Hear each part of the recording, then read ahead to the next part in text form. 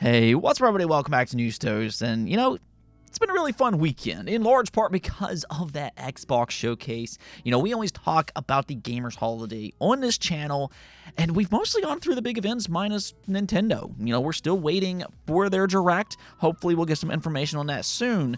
But so far, I think it's been a lot of fun, especially because of that Xbox showcase. It really brought back those E3 vibes, and as I said yesterday, I really do believe that was one of the best events, not just for them, but really it was just one of the best events that we've seen in years and years and years, just period. So kudos to Xbox for as much heat as they always take online. They really led by example yesterday. They by far had the best event out of any of these showcases over the last couple weeks. And it's clear they have a great lineup of games in development, and Game Pass subscribers are going to be eating very, very well for a long time coming. Now, with all that said, though, I know there's still some looming questions about their future in the console business. And Phil Spencer actually elaborated after the showcase with, in my opinion, some really interesting and even exciting teases. So we're going to get into all of that here in just a second, but do stay tuned for some Ubisoft news as well, because they just finished up with their Ubisoft Forward showcase, which was surprisingly better than expected outside of one notable absence. Again, I'll get into that as well, but let's just go and get right into this Xbox hardware. This has been such a hot topic throughout the year because Xbox is doing something that we've typically not seen from other console makers. They are putting some of their games on rival platforms, and Phil Spencer yesterday confirmed that they will do more of that in the future. Doom: The Dark Ages is one such example. id Software wanted it to be a multi-platform game, and to Xbox, that made sense to them because Doom has been on so many platforms in the past. Phil Spencer's response to that was really just, he felt like it deserved to be on all of those platforms. Now, what other games will go multi-platform, though? That's kind of the million-dollar question right now. And truthfully, despite some of the rumors online, I don't think anybody really knows 100% what's going to happen. There's been a lot of rumors about games that Xbox is quote-unquote considering. But as I've said a few different times, my assumption right now is that Microsoft is going to consider everything. Considering, though, doesn't really mean anything in the grand scheme of things. It's really just all about what their final conclusion is. So I think that people need to kind of relax on this entire topic, because considering doesn't really mean anything. It's, what's their final conclusion? And we just don't know that information currently, nor is Xbox being completely forthcoming about it either. Now, personally, I think live service games like Sea of Thieves and Grounded probably makes the most sense, just because these kind of games really needs an expanding audience for years and years.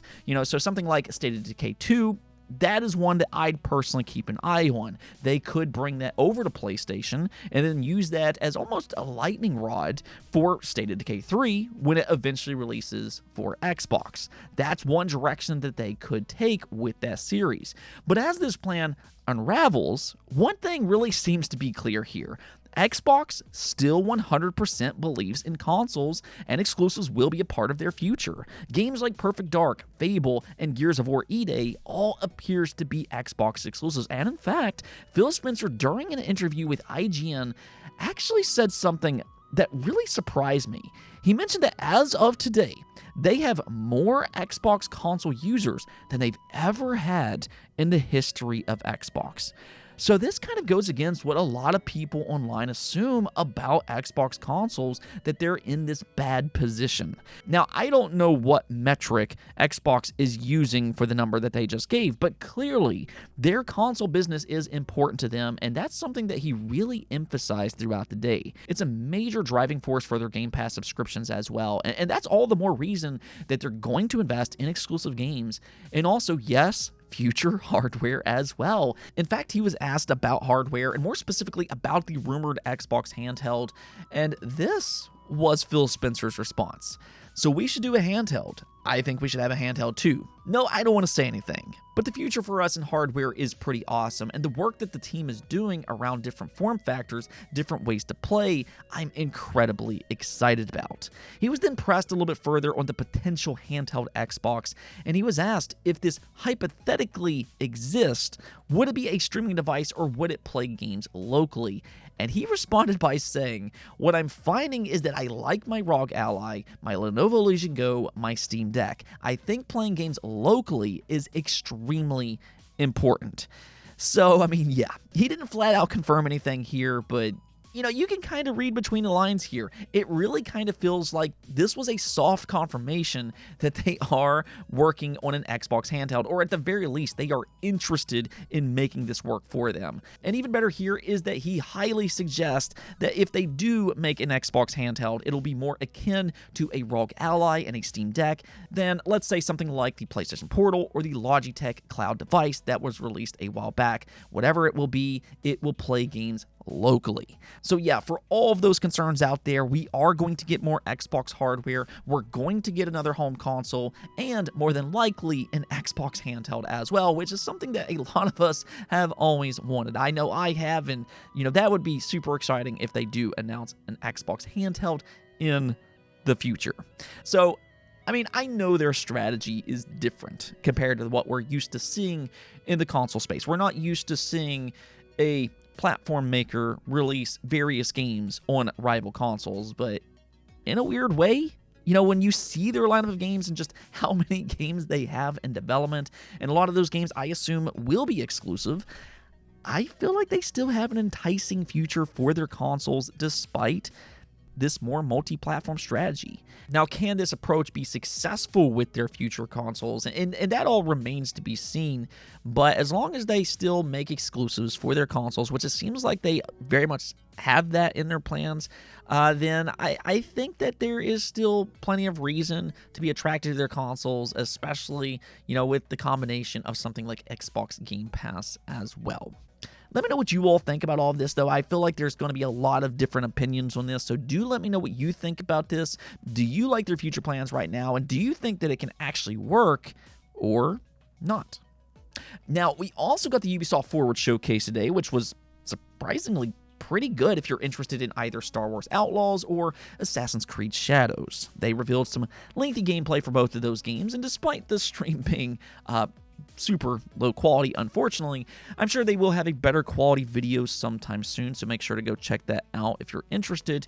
But the gameplay itself looked pretty good for both of these games. It definitely seems like you can do a lot in Outlaws. I know this is kind of like a dream game for Star Wars fans, have the big open world, you can journey to space, you can go on foot, and there's a lot of really interesting things with this games, and they even highlighted that you can land on planets from outer space. I know a lot of people were disappointed when you couldn't do that in Starfield, so hey, there you go. And then for Assassin's Creed, they gave us a glimpse as to how both characters can play. Yosuke, being the samurai, seems to be more of a powerhouse that uses brute force, whereas Naoi, being the shinobi, she seems to be more of your typical Assassin's Creed character that focuses on stealth-based gameplay. And she did some really cool things in this gameplay segment they showed off.